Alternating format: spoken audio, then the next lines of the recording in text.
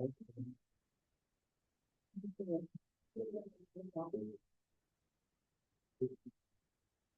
at the end of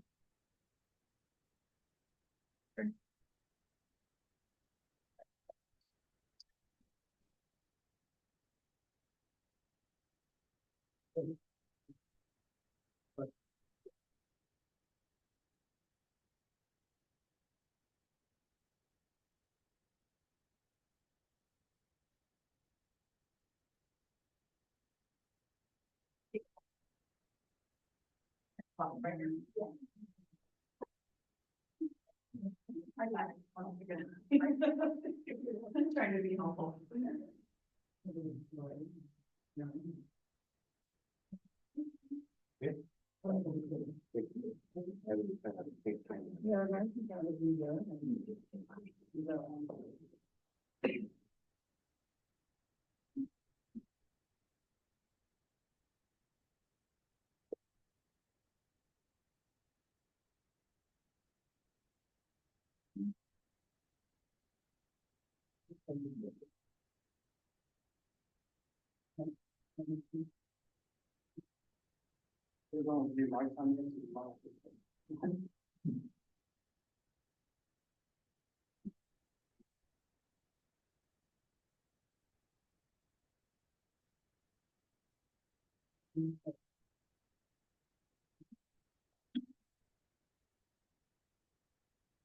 All right. Well, welcome everybody. I'm Javier Sanchez. I'm the engineering director, and today we're going to be going through our presentation for the ADA transition plan.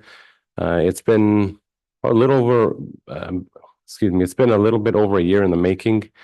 We've met with our consultant at Sally Swanson Architects out of San Francisco, and we have Ms. Swanson here with us today.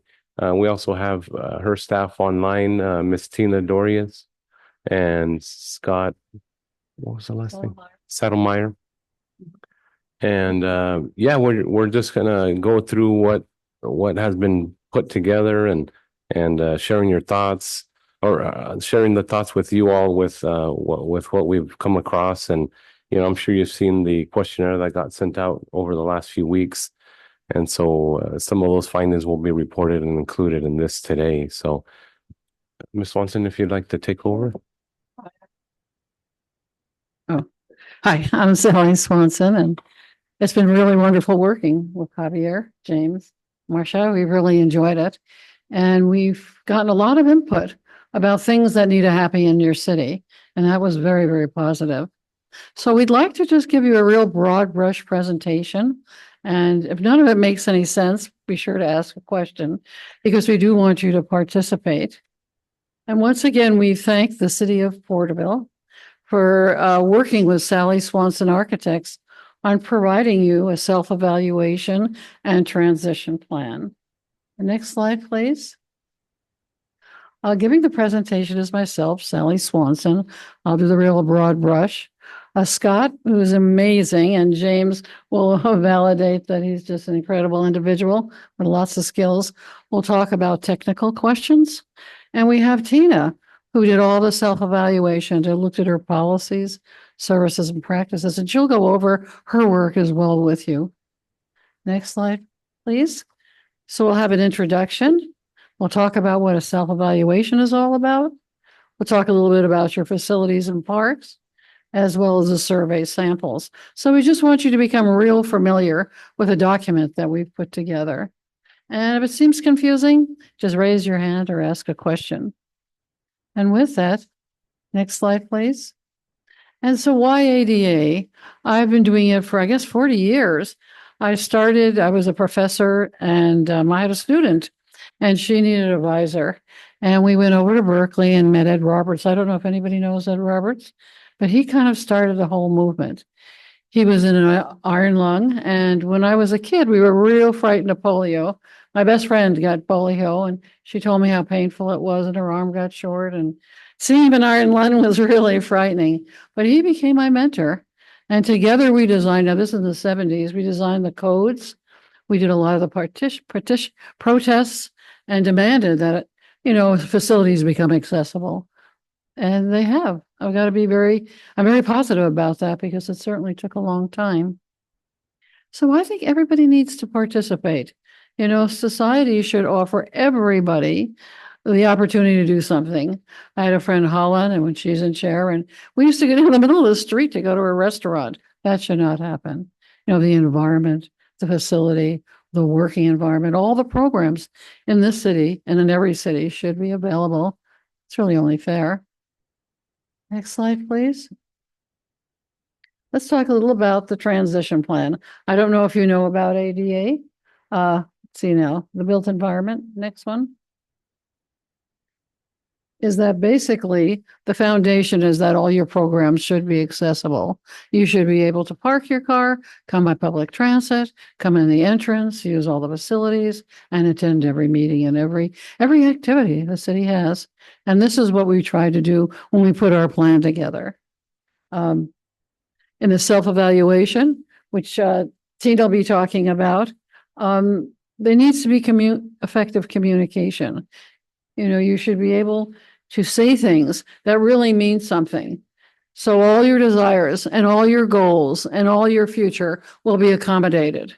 And Tina will be going into more detail about that. Tina, next one, please. So we did the survey of the environment. We have identified all the barriers, the hazards.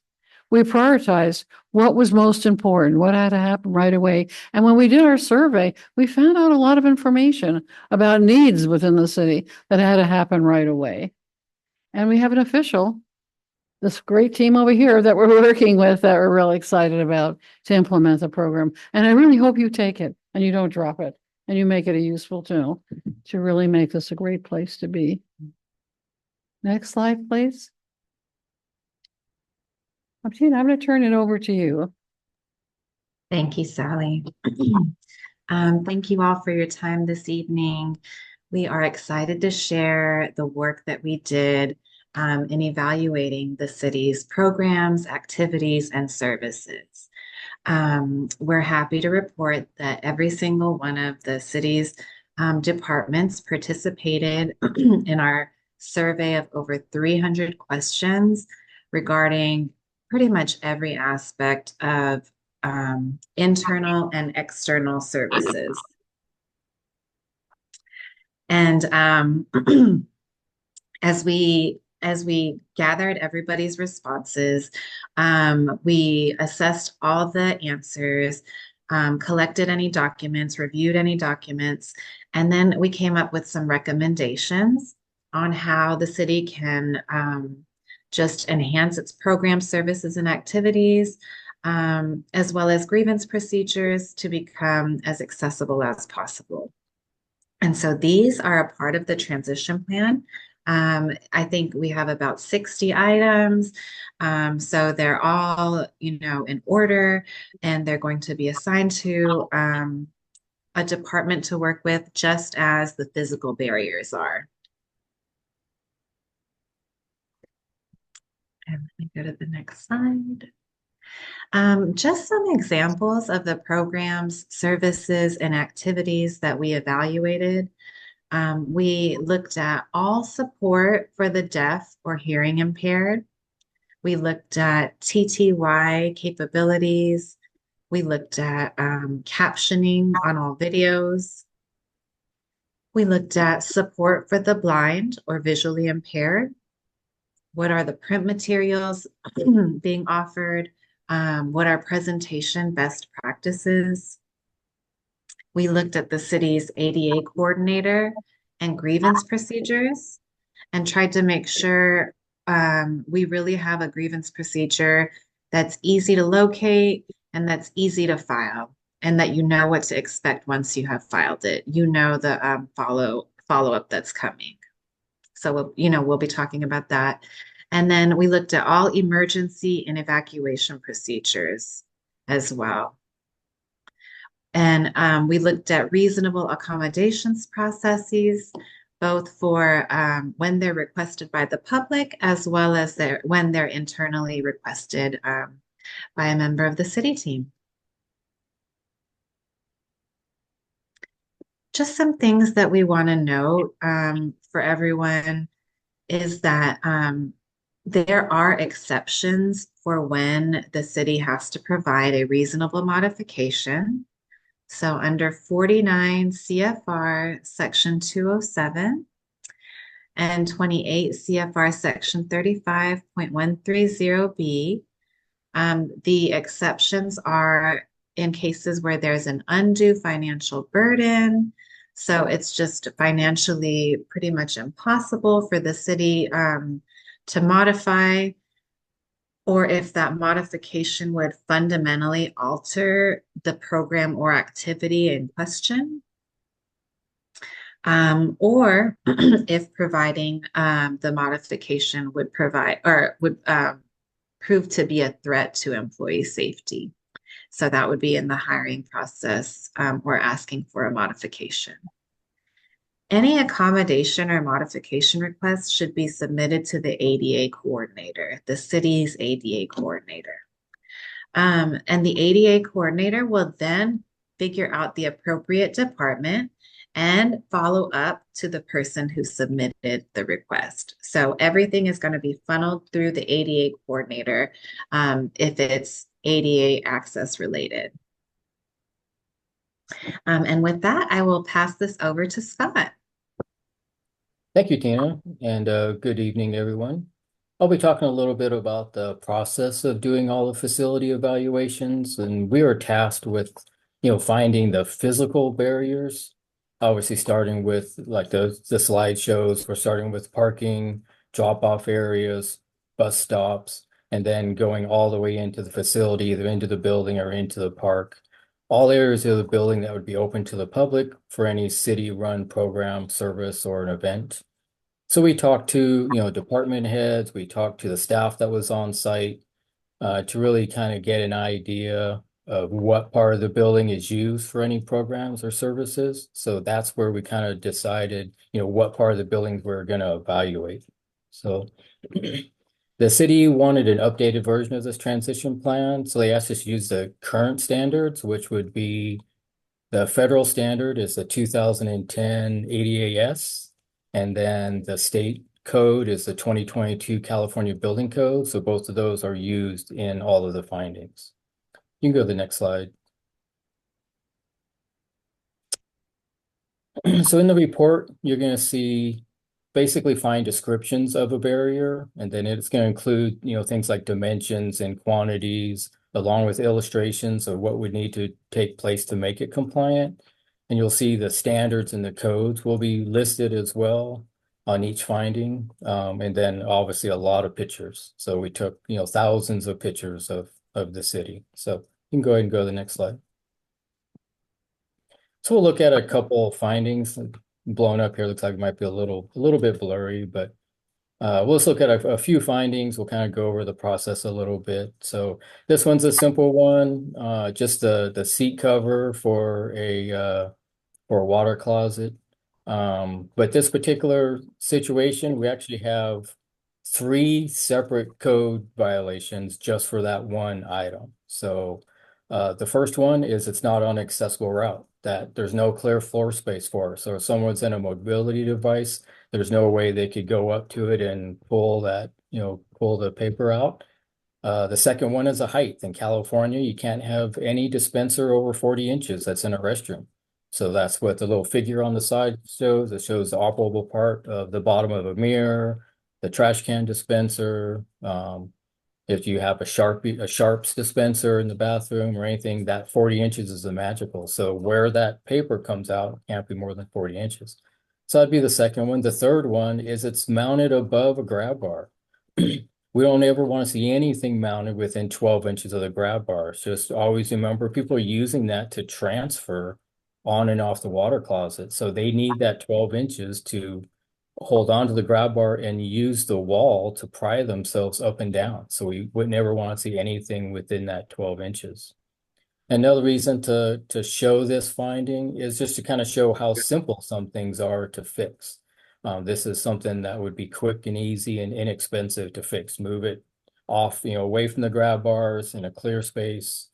Obviously, in an accessible restroom, there's a lot of wall space that you can mount it to and clear floor space for.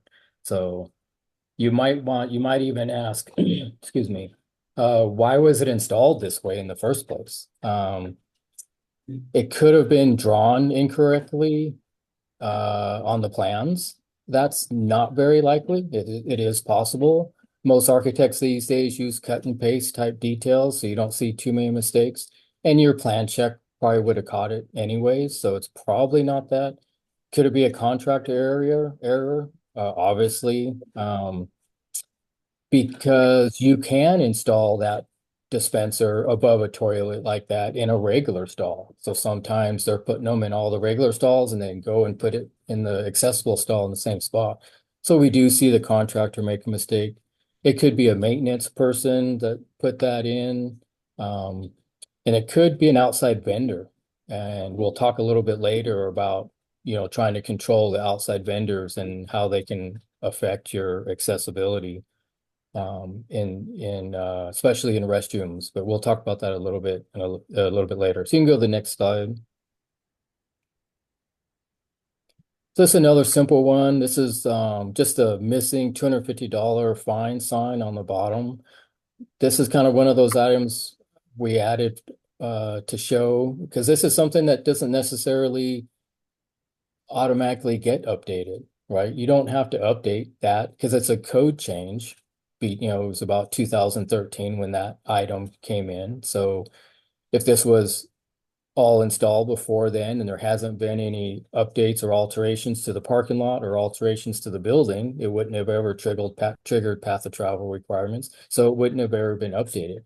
But we put it as a finding just in case you ever do an alteration here. You know that you have to add that $250 sign. So and parking is obviously very important. It's going to be a high priority for your program access. Getting everyone to the program or service or event, that's the number one priority, is getting to the program. Then the second priority would be whatever the program is. The third is the auxiliary items like restrooms and drinking fountains and that. So that's kind of the basic priority once you get into a facility. But parking, accessible routes, you can go to the next slide, Tina. And this one's just an accessible route. So this is most likely leading from the parking area to the entrance, or it could be from the public way. So that would be, bus stops and that type of thing of just getting to the entrance. And that's obviously a very important item. This is just a cross slope issue, 2% cross slope. What can cause that? It could have been installed wrong. It could have been a maintenance, issue now to where the trees or the ground is settling, or a tree root is lifting one side of the concrete. So it could be a construction error, or it could just be a maintenance issue. And then another maintenance issue you'll see a lot is lifting at the control joints. And, we don't want to see a gap or a lip greater than 1/4 of an inch anywhere in the line of the accessible route. So just another maintenance issue that obviously we'd want to look out for. So we just threw a couple slides in here just to kind of show you what the reports look like. You can see the citation where it has the code section. So you can see the 2010 ADAS, and which is 403.3, and then the California Building Code, which is also 403.3. Luckily, the 2010 ADS, they kind of matched our model code. So a lot of the code sections are the same now. So you can go to the next slide.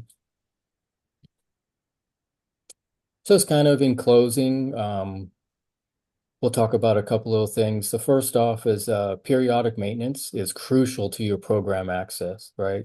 Things like faded parking markings, the ISA and the striping, that's a big one.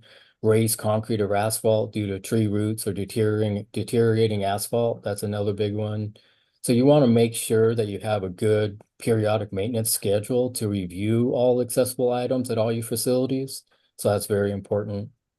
The next items is just that supplier or outside contractor we talked about a little bit. So make sure that they know that they have the obligation to do the installation per the applicable codes and standards. You might want to put that language in your contracts with them to make sure, that they know they have that obligation, and possibly don't pay, final payments until the work has been inspected by someone to make sure it does meet applicable codes. And I can give you a quick example. I do a lot of facilities in school districts. And one thing that the school district do a lot, they'll hire an outside vendor to do like all their paper goods. And the outside vendor will come in and say, we have this really cool toilet paper dispenser that only works with our toilet paper. So we'll supply you this toilet paper and we'll give you these dispensers. And we have this really cool paper towel dispensers and these really cool seat covers. And we'll tell you what, you sign a contract with us, we'll go around all your facilities, install all these dispensers, kind of like that paper dispenser that we saw in the first finding. So they'll go out and do it. And they'll make every single accessible bathroom in the entire district non-compliant just because they just don't understand that there is a specific place for a toilet paper dispenser. There's a specific height for soap dispensers and paper towel dispensers and seat dispensers. And just not knowing, either not knowing or no one really telling them that they have to install when they're in an accessible restroom, they can't make it non-accessible when they leave. So just really important. And then, like I said earlier, kind of try to make it a policy to have somebody going out and kind of checking things. Because a lot of times it's not a construction related item, it's not a maintenance item, it's just some outside person came in and you might not have ever even known that now your bathroom's non-accessible. So program access. So the next one. So program access is key. So program access is what you're striving for, and that's what's required. So this report is not a comprehensive list of corrections. It's not saying these are all the things that are wrong and you have to fix all the things. That's not what it is. Rather, it needs to be used as a tool to identify possible barriers to one of your program services or events. And I'll give you a quick example. Let's say you have a program that's inside of a building and there's 3 entrances into that building. Okay, and this is an existing building, not new construction, existing building, assuming that it was built before the ADA, so before 1992, and we had non-compliant issues, right? So we have 3 entrances to this building. So then you're going to go to the report and you say, okay, let's look at entrance number 1, and you find, oh, entrance number 1 only has a 27-inch door. And the requirement is that all the doors have to be 32 inches. Well, what do we do to fix that? Well, you're going to take the door down, you're going to take the door jamb off, you're going to take the stucco off, you're going to take the drywall off, you're going to reframe it, put it all back together and get it 32 inches. Timely, costly to do it, right? You go to the second door, well, let's look and see what, Sally Swanson's report says about the second door. And you go to the second door and the threshold is too high, or the slope in front of the door is too great. It's 4% or something. So how are we going to fix that? Well, we're going to chip all the concrete out, raise it up so the threshold is flush or within a 1/4 inch or 1/2 inch total. And we're going to make it level. And then you look at that. Oh, what does that do? Now our sidewalk doesn't line up anymore to it. And now we have a big lip. So now we got to replace, 20, 30 feet of sidewalk, right? And then you get to the third door. And the third door, you look at it and you go to the finding, and it's the only finding on it is the pressure force to open the door. It's the right width, the landing is right, the maneuvering space is correct, the threshold's right, everything's good. It just has a door push. So what do we do with that? You have maintenance go out and adjust the door closure, Or maybe you need to get a new door closure. So you hire a door hardware contractor, he throws a new door closure on it, and now you have an accessible entrance. So now that program that's inside that building is accessible. So you don't necessarily have to fix, and I'm not talking about, there could be fire entrance, fire code things on why the other doors need to be compliant, but just for this exercise, right? We now made your program accessible. Would we be done at that point? Probably not, because now we have two non-accessible doors and one accessible door. We'd want to throw a ISA, which is the international symbol of accessibility, on that door to identify that that door is the accessible door. And we might want to throw a couple signs leading from the parking lot on the accessible route to get to that door from the parking and from the public way to show people, to show everyone how to get to the accessible door, since you have non-accessible doors. But you put those signs up and you've now achieved program access. So there could have been, thousands of dollars worth of work and months of work to fix the other doors, but your obligation is program access. Okay. Once you get that program access done and you have program access everywhere, then you can go back and start looking at fixing those other doors and those other items. Or obviously, if you ever do a modernization or an alteration to that building, you're going to be fixing those doors or fixing those entrances at that time, right? So that would be your obligation. So that's kind of how program access works. All of your program services and events, that's the difference between a public entity and then a private company that is dealing with access. You have program access is what your obligation is. So you need to look at all of your programs and figure out how to make them accessible. So remember, the scenario I just did is just for existing buildings, typically built before the ADA. All new construction, every door needs to comply. All new construction, everything has to comply. You don't need ISAs on doors on new construction because every door is accessible, for instance, right? So new construction is different. Everything has to comply in new construction. We're only talking about this program access issues with these physical barriers on existing buildings. You need to have buy-in from all your department heads. They really have to take time and look at all of the programs and services and events that they offer at those facilities. And they need to make sure that they're accessible to everyone. Like Tina said earlier, if a visually impaired person walks in, how does that person come and do the same thing everyone else can do? Or a hearing impaired person, or somebody in a walker, or someone in a cane, or someone, that has arthritis, can they actually open the doors, or whatever the program is? It's very important to make sure that they have access to. You have to think about every single thing. And of course, you're going to use the report to look at physical barriers. But like Tina said, program access is a lot more than that. It's how are you dealing with everyone coming in? It's very important to look at your whole program in a whole, not just the physical barriers that are on this report. How are we making all of our programs accessible? So with that, I'll just say, it was a pleasure to get to know your city.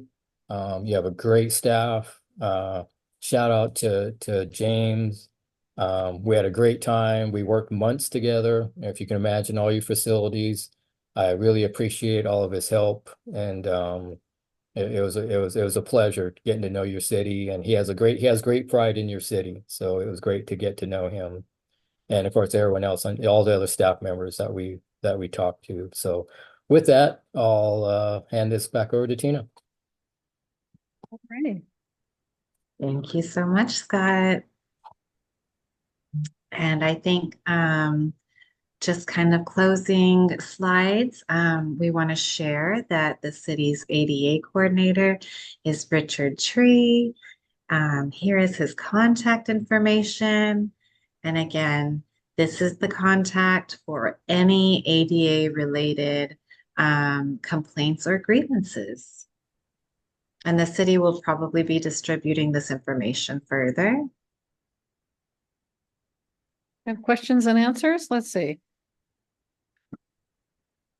Well, we really want to thank you for coming here today. I know your time is very important, but we would like you to participate and share what you think is important. You've got great people here to answer all your questions.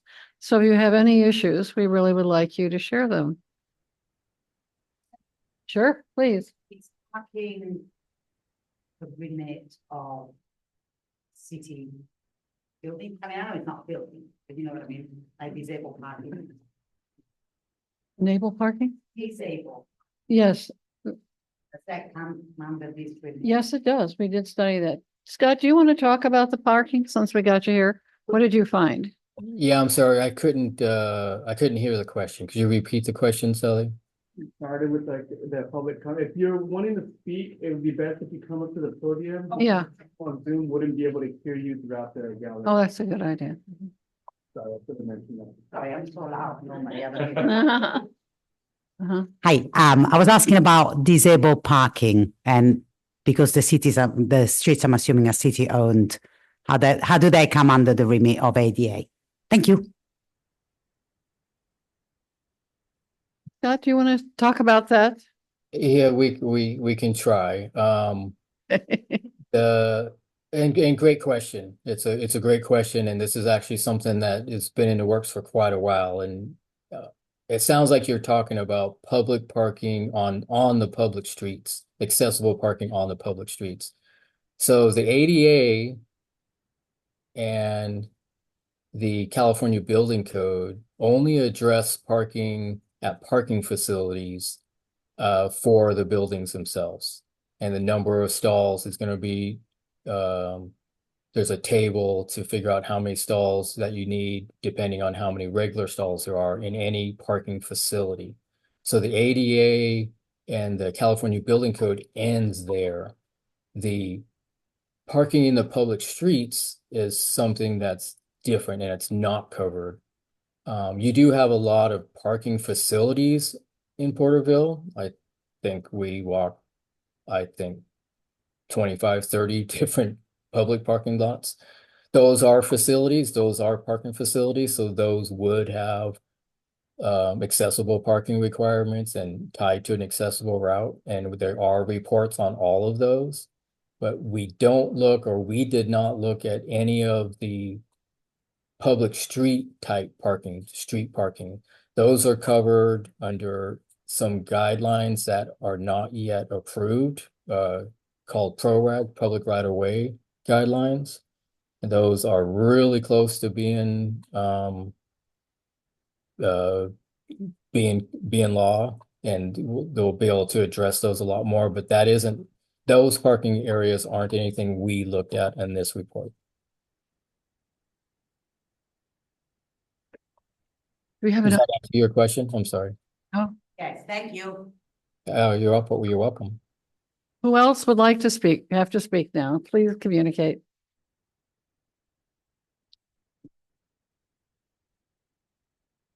So Scott, you're saying the public right of way, you don't have to have ADA like down Main Street parking available?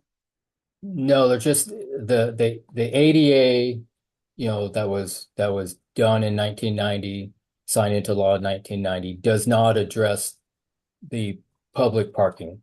It only addresses facilities and parking at facilities.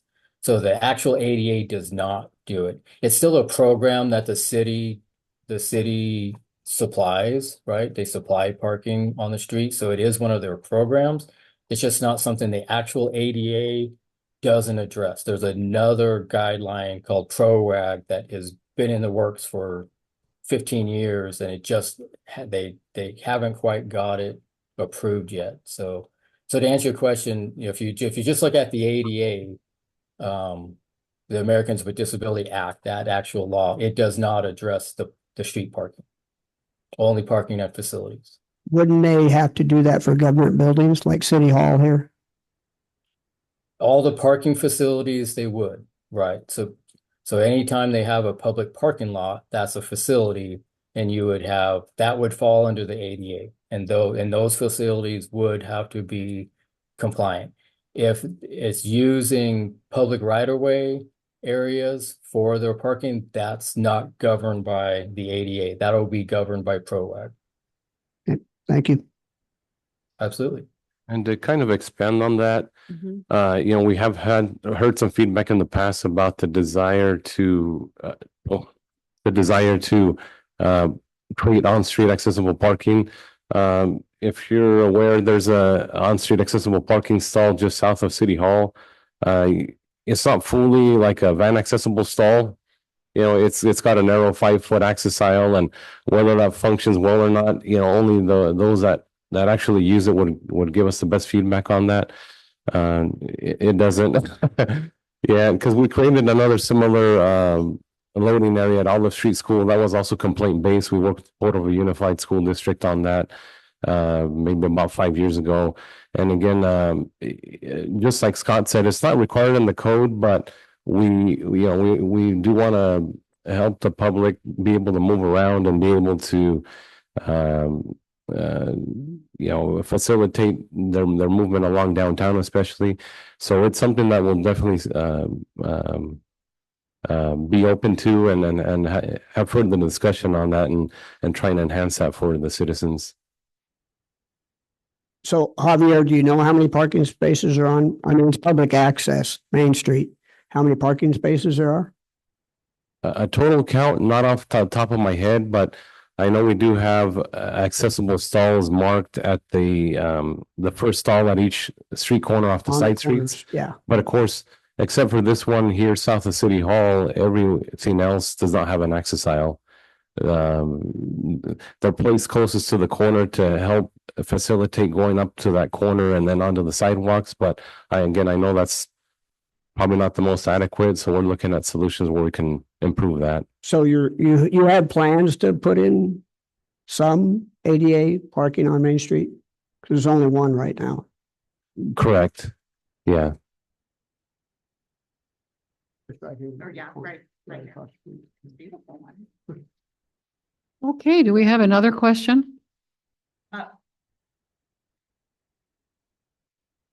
Hi, good evening. I just have a couple. So unless you know, you don't know, unless you experience.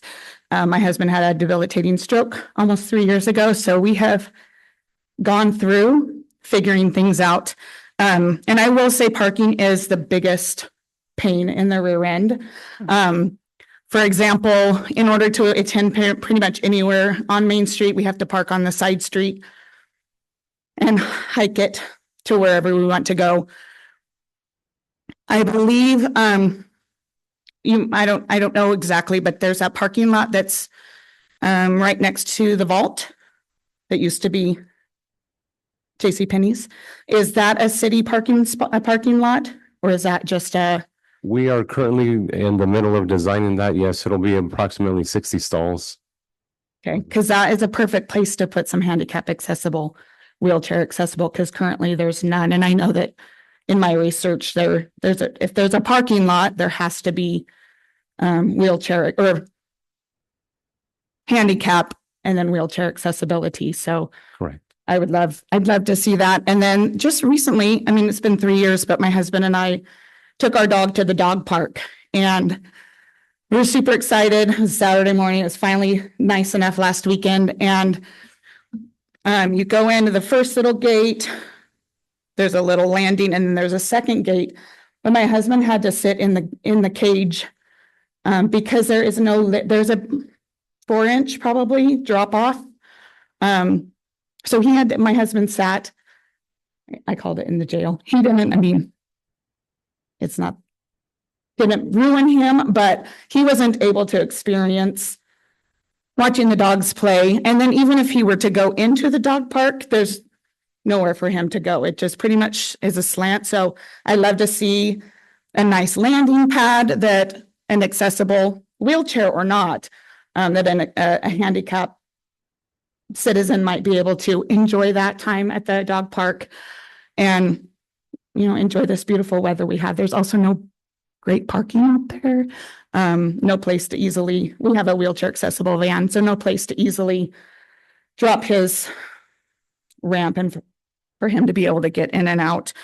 But parking. I'll say Thank you. parking all year long. Oh, that's a high priority. Thank you. We have another question. It would be terrific if you come up here and share. Good. Actually. I saw on the screen up there that they said you do not have to correct ADA violations if there are undue financial burdens. Who decides what's undue? That's a very good question. You want to answer that? You should. Yeah, it's the term of reasonable and undue burden is answered by the courts. So if there's an issue, you got to go to court? Well, like we have heard some of your concerns, and we've been chasing some of those down and address those. But yes, if you feel that things aren't moving fast enough or not responsive enough, or if you feel that we just straight out aren't doing anything, you have the full right to go to the courts and go that route. But what we do, one thing that as part of this transition plan is to try and have better communication on that, be more receptive to that, be able to allocate budget to make these improvements. And so I'd really ask that you give us a shot to try and resolve something first before it goes that route. Okay. I just want to say something, by the city taking up the self-evaluation plan and the transition plan, that was very positive. They got to look at everything really clearly. Okay. So ADA's been around, what, 30 years? Why are you just now doing an assessment? Right. And, and you're absolutely true, right? The Title II came into effect in 1992. So we're long overdue. We have been taking steps, James, when he came on in 06, 07, 2006, 2007, accessibility from the city side really ramped up in 2010 when additional legislation came on board. And so we have been implementing, stricter plan checks and inspections on the private businesses. For our capital projects, we've been being able to do a lot more since 2014 on, when we get to the street maintenance versus rehabilitation.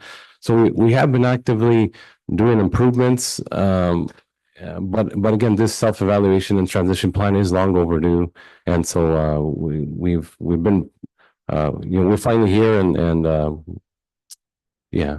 So we should celebrate, really. I think we really have to acknowledge the city. I'm not and say going that you're not going to celebrate. to. Okay, Okay. next question. There's no ADA enforcement on private property unless they take out a building permit. I was told that by somebody in the city. Correct. I don't have an issue with that. My issue is public property. I've reported at least 40 ADA violations in the last 3 years. Not one of them has been corrected. There's a fire hydrant in the middle of the sidewalk across from the city yard. They're on Prospect, right in the middle of the sidewalk. He can't go down there. 3 years I reported that a dozen times, and it's not been corrected. So, anyway, that's my. Well, thank you. Yeah, and excuse me, and to answer that, for as far as the scope of work from Sally Swanson's team, we had them do all of the city facilities and our review of our policies and programs. For the public right of ways, we did do surveys, and so we've been doing a lot of data gathering. We did a survey back in 2020 into 2021. I don't know if any of you saw a quad driving around sidewalks, but it was picking up a lot of information. I was just reviewing that with James and Marcia the other day. It's a lot of info, and you're correct, Mr. Howard. I'll just rattle off some stats. A little bit over 50% of obstructions in the sidewalks are mailboxes. About 27% are utility poles. If I remember right, like about 10 to 12% are fire hydrants. And so it has taken us some time to go through a lot of that data, and it is something that we plan to actively pursue and address as we do capital improvement projects. Just to give you a little snippet of what we do, right now, most of you may be aware that Villa Street's being reconstructed from Olive Avenue to Henderson Avenue. So it's a 1 mile long stretch of roadway. All the curb ramps are getting blown out and replaced so that they meet full code requirements. The We're addressing the most steepest paths along that route, so we're doing paths around driveways, or if we can't, if there isn't enough room around the driveway, we're going and creating a flat driveway so that we meet the no more than 2% cross slope. The one item being left out, unless it's severely broken, is sidewalks, and we know that based on our surveys that there is a good number of sidewalk footage that exceeds the 2% cross slope. And so we are going to be looking at how to solve that, because that will be the biggest cost with so much sidewalk around town. And, we're talking, 2%, it's a 1/4 inch per foot. You can at most, and this is maxing it, right? You're going to be able to fall 1 inch over that sidewalk width. Even if you're like 1 1/4 to 1.5 inches, it's out of compliance, and because it's going to put it over that 2%. And so, we're talking fractions that we're dealing with, and just not quite sure how to really resolve those, because it is a substantial amount of cost. But we are really taking a stance on addressing those real severe issues, non-compliant curb ramps, steep cross slopes, because if you cross a driveway, they're anywhere from 6 to 10%. And so we're addressing those. And then the latter stuff, we're going to most likely be looking at, where heavy pedestrian usage is: parks, schools, commercial areas, churches, and so on, gathering places. So that'll be something that we're going to really keep at the front as we discuss budgets and capital projects.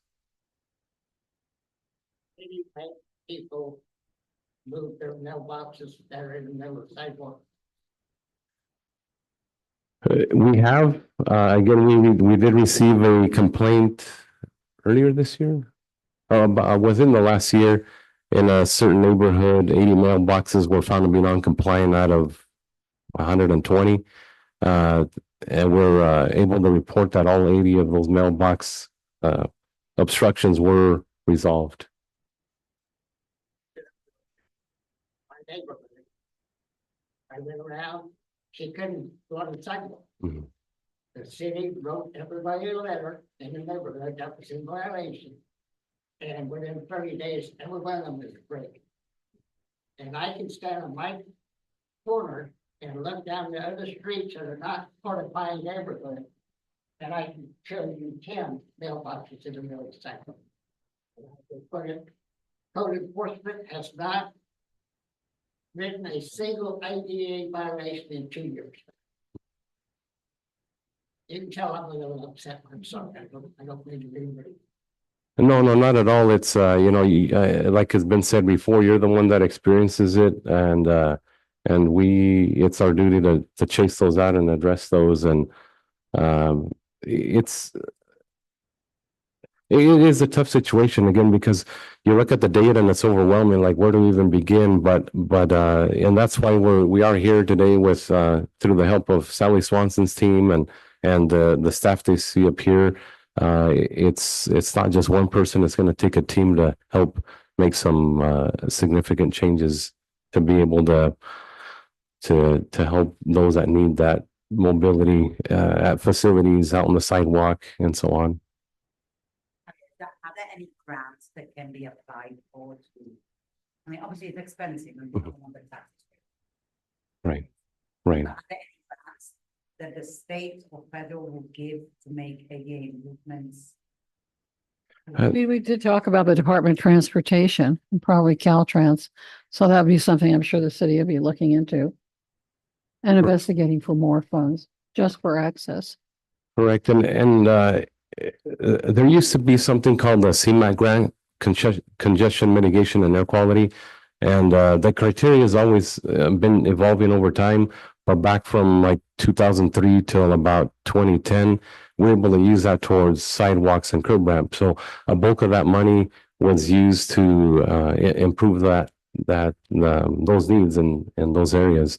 Now that the air quality got improved to a certain threshold, now that now the criteria changed, so those projects no longer qualify, at least through CMAQ grants, to be able to pay for sidewalks. Now it's looking at traffic signals synchronization, roundabouts, things that avoid idling to be able to effectively reduce emissions here in the valley. And so, but we have looked at other grants, like the ATP grants. We recently heard of the Santa Fe Trail, the ribbon cutting. That was a source of ATP, Active Transportation Program funds. There's another one that we're going to be chasing out soon, the Butterfield Corridor. That's going to go from North Grand to Porterville College. And there are certain other pockets in town that have that funding that we'll be using to do those. One other one is the trail around Veterans Park.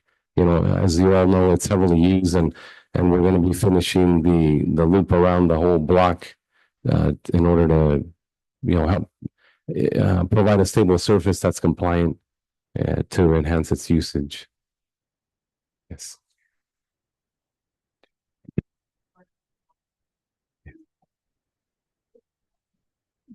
Sorry. On Santa Fe, we actually used the preliminary report from Sally Swanson. I knew it'd come in and it was mid-construction. And so we made adjustments to our plans to help address some of the findings that were made in that report to eliminate the existing barriers that were there. So you'll see areas that have a cute little green fence. That green fence is there because it provides a guardrail for ADA compliance. So those little things like that we did address as we were touching those items to help ensure that since we were already there, that we were making active improvements already. So Thank you. Anybody else that would like to talk? It'd be great just to chat, share.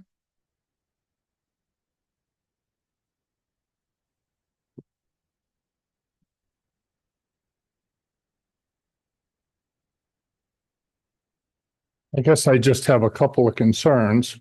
One is if I were an ADA lawyer, I would have just completed my retirement plan based upon your answers today. It's not appropriate to use a financial difficulty to avoid ADA. You would never have your building inspector waive an ADA for any structure in the city. Am I right? You're correct. So how do you go 4 years or more without solving your own problem when you intentionally force it on a developer or builder or business person? Because you can, because it's not your money? That's not the appropriate answer. And that's the answer that the ADA lawyer, if he were sitting here, would just start filing grievances, start filing lawsuits. Anything that's built has to be built to code, and you have to build it to the ADA standards. And that's a given. I totally understand that. I'm a builder and developer, but the city of Porterville is not putting the same requirement on themselves. That's what I just heard. Does that Okay. make sense? I don't know. You've got violations that have been told you that have been reported, and you haven't taken action for years. And that's just not appropriate for a city. I think we're defining it right now. Thank you. Well, No, I agree. that would be nice, but not 4 years later. Okay. Now, the city runs a parking development project promotion, right? You're responsible for the downtown parking for all the businesses in exchange for them providing their own parking. Am I right? Yes. So if I heard the consultant correctly, he said he didn't address that at all. No, our parking lots were inspected, right? Our downtown parking lots, Yeah, they were all inspected. They were all inspected. city parking lots. City. This consultant didn't have any work Well, with the he city, right? inspected them, right, Scott? Yeah, if it was a parking lot, that is a facility, so they were all inspected. What wouldn't have been inspected is parking on the public way. So like on Main Street, the parking on Main Street, that's not a parking facility, that's parking along a street. So the ADA doesn't cover that, but all of the parking facilities, I think there, James probably remember 25, 30 parking facilities that we looked at, but yeah, all of those are in the report. All those parking facilities that serve the downtown area are in the report. Yes. Except that's in the city right away. Is that what I heard him say? Except for those. Yes. That's not appropriate because those are taking the responsibility of normally required parking by everybody on Main Street. If you're on Main Street, you don't have to provide parking because the city has a program to provide that parking. And I'm just surprised that the consultant says we don't look at that. That's a requirement of the city of Porterville for the downtown merchants. Well, Scott, do you want to talk about that? I know that you were very careful of what you surveyed. And was there a reason we did not survey that? Oh, we didn't survey any public right of ways. We only looked at the facilities, and all the facilities were given to us by the city on what to look at. So they gave us a list of all the facilities and we did our evaluations based on those facilities. We did not inspect, and I believe Javier said that they had a different survey do their public right of ways a few years ago. It wasn't anything that we did on this one. We only looked at facilities that would be covered under the ADA. They had another survey done a few years ago looking at their sidewalks and their crosswalks and their right of way. Thank you. Okay, well, I'll end just saying, as a citizen, I would expect the city to do their job. And what I've heard tonight is we're going to look at it some years in the future. If you have a complaint on ADA, you must begin your enforcement action on whoever it is. And if it's in the city's responsibility, you must begin the mitigation, just like you would force me in one of my businesses to begin immediately to solve the problem, or you would take me to court. So be sure that you're placing the same responsibility on those facilities that you own and control, which is the parking on Main Street. You own it, the city is responsible for it, and you are responsible to solve the problems. Once you get a complaint, what I heard for the very first time tonight, I'm just amazed that you don't immediately take it to the city council and have them allocate the funds to solve that, whether it's a fire hydrant in the middle of the sidewalk or whatever the complaint is.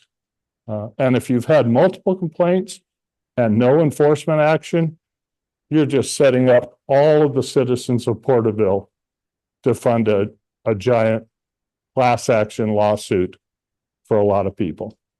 Thank you for your attention. Thank you. Appreciate you communicating. Are there any other questions? I have another question. Okay. I'm full of them. I'm full of questions. If I'm not very smart. Well, I mean, I'm learning. So if I have a complaint or an issue with a parking lot in the city that is, I don't know what's run by the city and what's not. What's the process for reporting that, or for example, at a restaurant in town, in the city limits, that has one parking spot and it's not accessible? This is why we're having this meeting. This is why Tina did an amazing job with the questionnaire we sent out. And that's going to go in the transition plan. Everything you said here is going to go into the plan, just transition plan, because part of this process is reaching out to citizens and finding out what you think are the most important issues. And we will be revising the plan to include all your issues. So, and how do we get that? How do we be a part of that questionnaire? Yeah, maybe a simple answer as I'm the ADA coordinator, Mhm. and so reach Might out to become me. besties.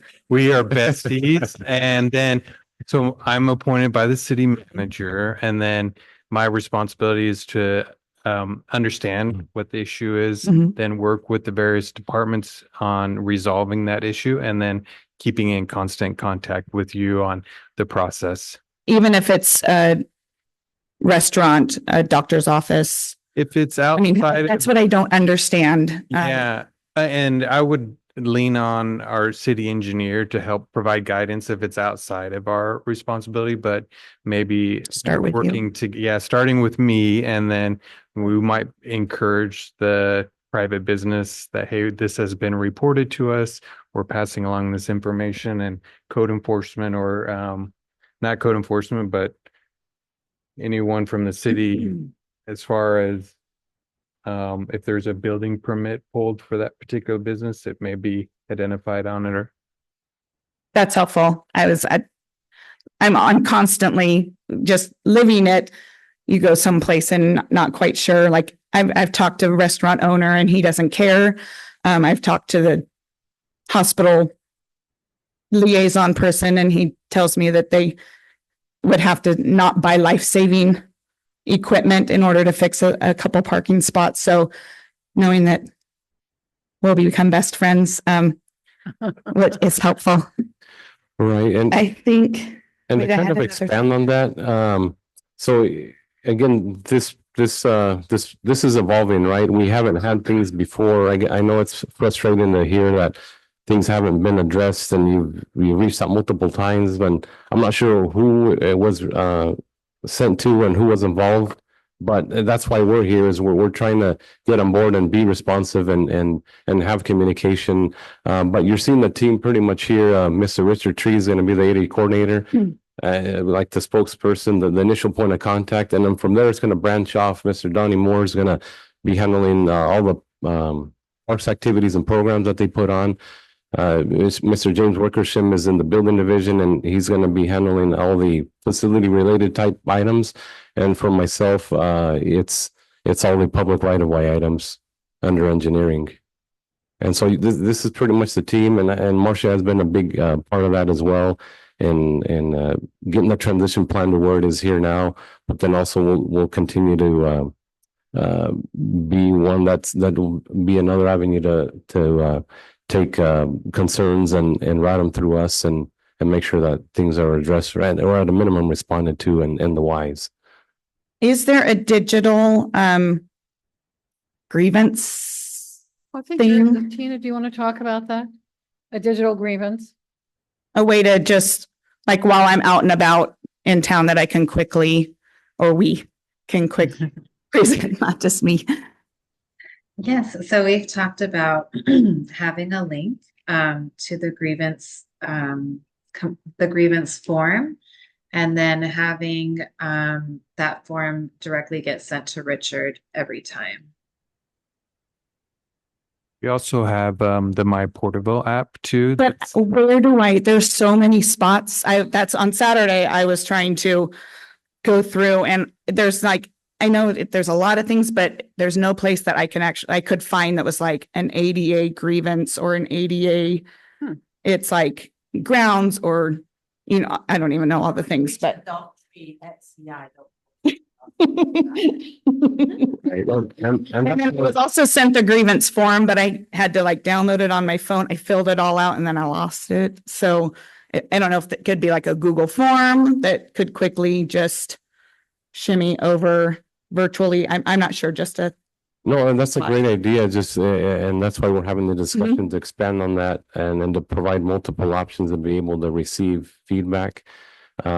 I will share that we are in the middle of a website update because as you've experienced, some things are hard to find, and not to mention it needs to be refreshed to meet the latest accessibility guidelines for the web. And so it is a work in progress, and each department is trying to get their page straightened out, and hopefully here's in the next few months we can roll out a fully compliant website. Awesome. I think I'm done. Sanchez. Brenda, are you there to the mic? He's right here. Mr. Sanchez, I was just asking this, the transition plan, all right? Yes. What's the timeline?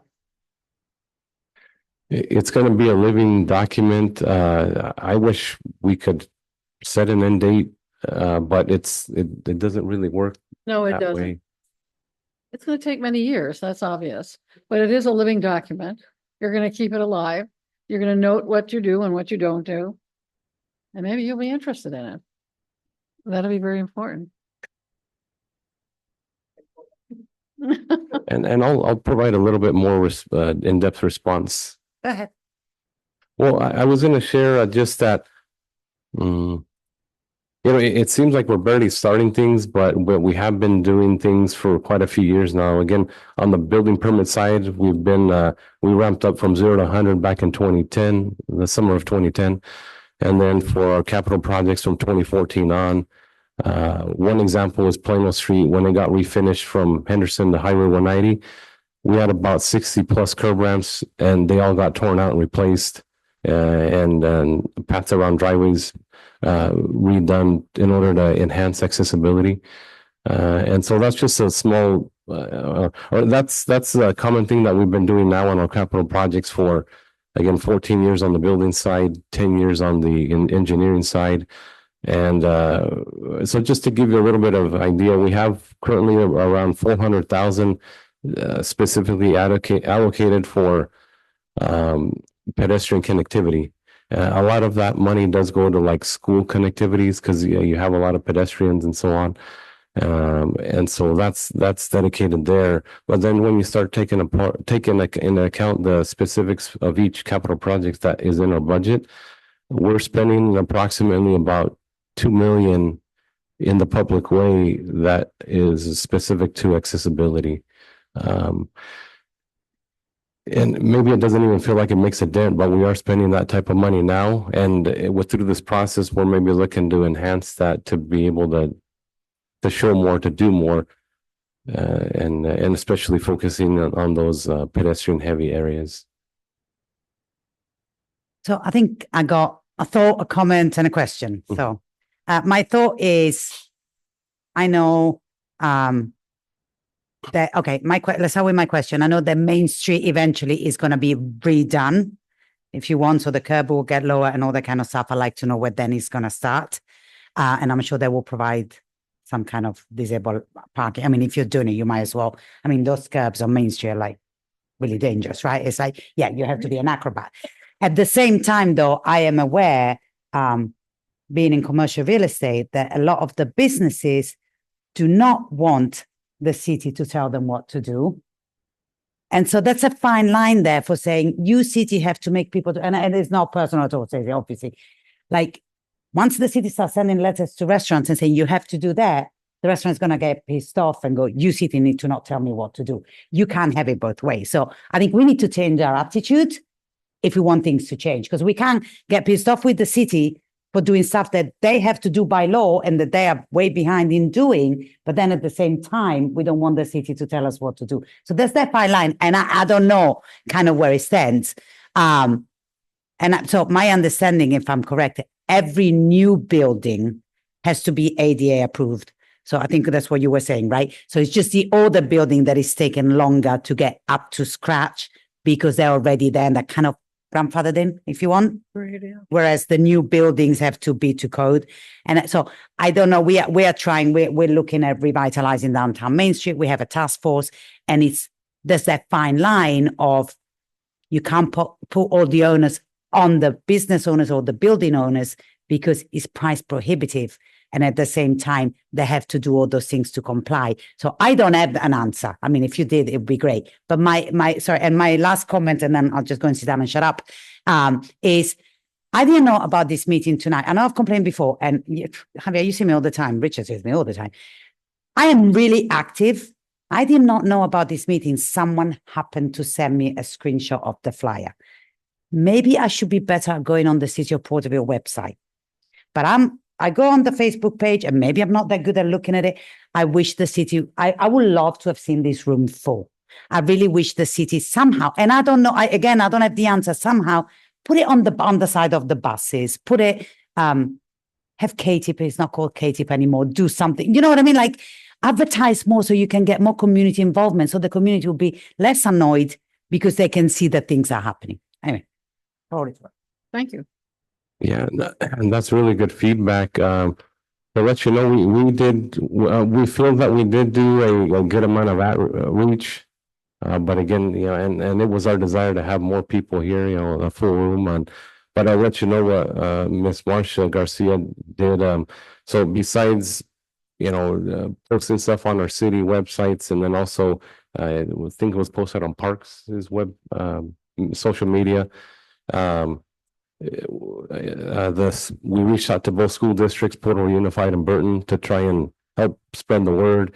We reached out to Promoting Self-Worth, PSW, to also try and get spread the word through that avenue, and did a press release. And so, but those are all good questions because it gives a visual. Right. I can see it. I know in my office, we had no idea. I don't know if there's, you know, people from Main Street right now that have no idea. Some people decided to do them, so to be really visible. Right. Yeah, no, those are all great suggestions, and we'll definitely take into account as we continue to spread a word on that.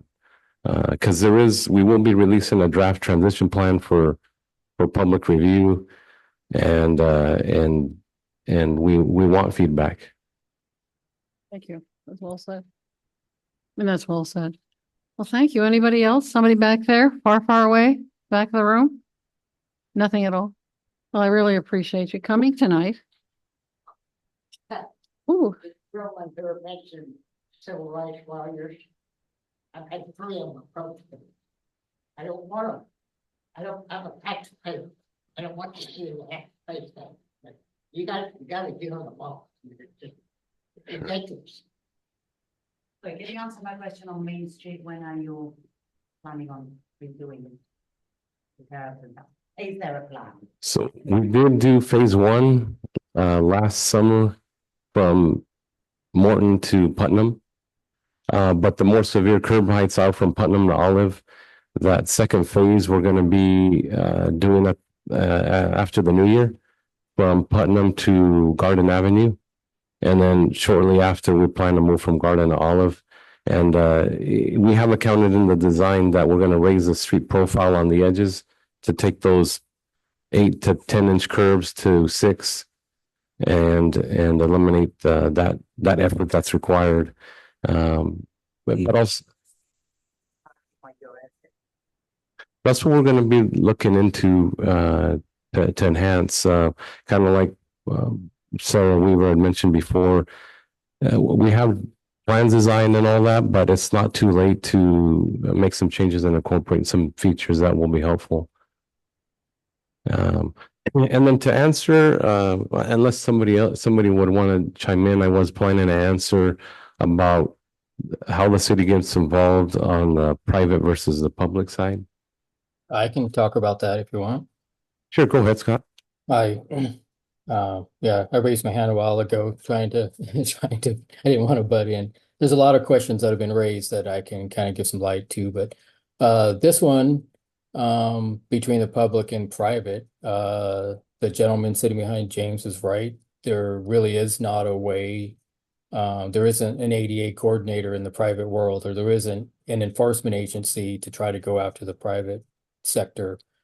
And the person, the woman that was just in, it sounded like she was a developer or a business owner, and she was talking about not wanting the city to come after them. The city doesn't have that authority. So if they got a complaint, they could go to the store or the business and say, just to let you know, we got this complaint, but there's no enforcement that the city can do to do it unless they do an alteration or they pull a building permit. Then obviously you're going to make sure they do it per current code. But as far as existing building, their obligations are different than the city's. Okay, so they have readily achievable barrier removal. They have different obligations than the city.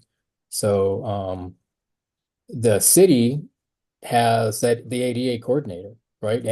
Any public agency that has over 50 employees has to have an ADA coordinator. So you guys have that avenue at the city, so you should be using that ADA coordinator. So all of these complaints and, you know, the fire hydrant in the sidewalk and all those things, you know, that's who you need to be going to, right? Is that ADA coordinator.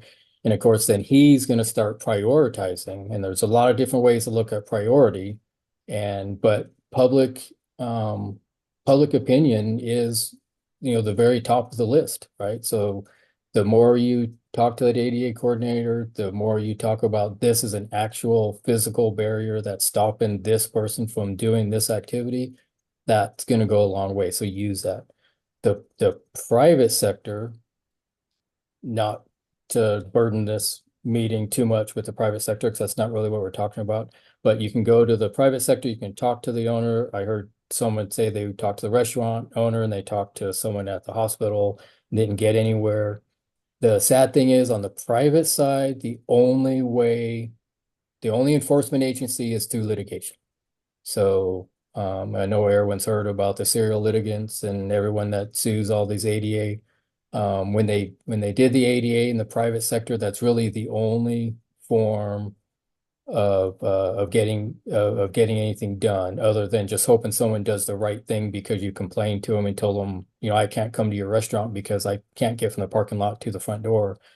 If they don't take action, the only way that law, the only thing is through litigation is the only enforcement agency that's available to that. Is there any other questions as far as the private sector? I can talk ADA for hours and hours, so there's a lot of information out there. Just to talk real quick on the slide that Tina had earlier, that's been brought up a couple times about the undue hardship or the you know, not doing something because you can't afford it. That was talking about a reasonable accommodation, and the term reasonable accommodation is typically in the Title I of the ADA code, which is talking about employee spaces. So this would be in the private sector or the public sector in employee spaces, which is Title I. That's where reasonable accommodation comes from. And if you have an employee that asks for a reasonable accommodation, but that would cause undue hardship on the facility, then there are ways of not doing it. It doesn't really apply to like the findings in the report and the issues that you're talking about as far as the, you know, the stuff in the fire hydrant in the way, or, you know, whatever the situation is. It doesn't really apply to that. Reasonable accommodate is actually something different. So don't get too caught up in that reasonable accommodation language. Like I say, it's kind of something different than kind of what we're talking about in this setting where we're just trying to get program access accessible. Money's obviously always going to be an issue because we have to get funding, but we're never where we're talking about, very rarely you're ever going to say we can't afford it. It's just like we're waiting for funding to get it done. It's not going to be because you can't afford it. It's the two different things we're talking about. So that seemed to get lost a little bit in the translation there. So reasonable accommodation is a little different than program access. Other than that, does anyone have any private sector questions? I'm more than happy to answer any questions on private sector as well while I'm here.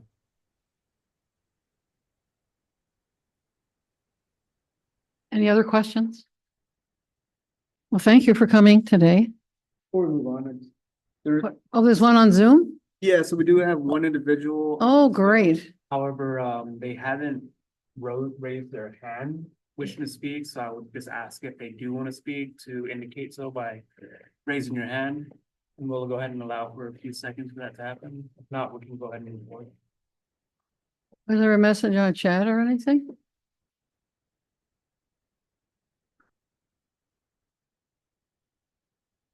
So that person isn't responding, so I guess we can go ahead and move forward. Okay. Maybe in closing, I don't, if you didn't take a snapshot of my contact information, I do have my contact information here. So happy to share. Would you like to say something now that you're the ADA coordinator? What are your goals? What is your passion? Well, it's a good question.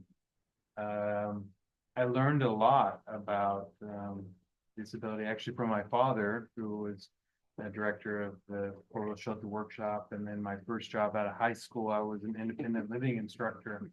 And so I got to see that how to assist those and navigating various programs and transportation. I think that's where my passion developed.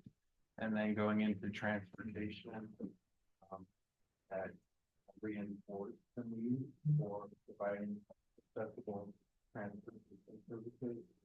I think this is an extension. I look forward to serving the city in this role, being able to coordinate with various departments. I may not have the answer right away, but like Javier said, I think we have a good team.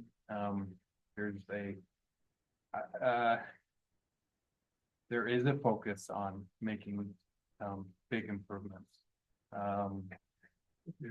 We do need to develop a budget on an annual basis.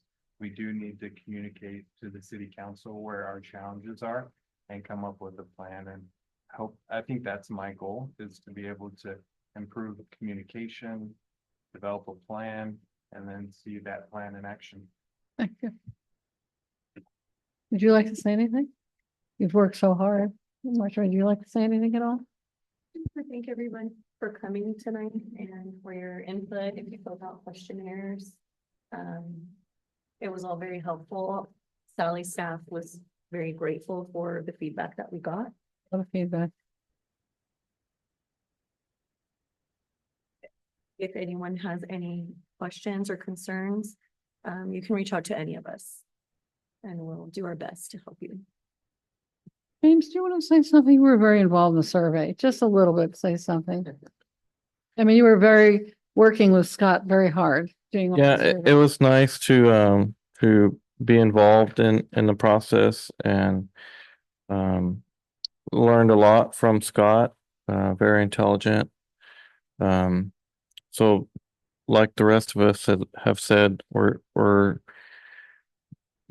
on a transition plan to make these improvements within the city. Thank you. Well, thank you all for coming, and we will pass our next steps ahead. Thank you for being here. Yeah, and then I'd just like to say again, this is our first attempt our first step at this. You know, we know we don't have all the answers, and so continue to provide feedback, continue to communicate. We're going to do the same through the message suggested, just trying to get the word out there more, and you know, because ultimately we're all affected one way or another, through family, through friends, through ourselves, whether permanently or temporarily through some type of injury. So it's all about trying to improve our access throughout the city. Thank you. Wow, that's terrific. Now we can learn, right? Exactly.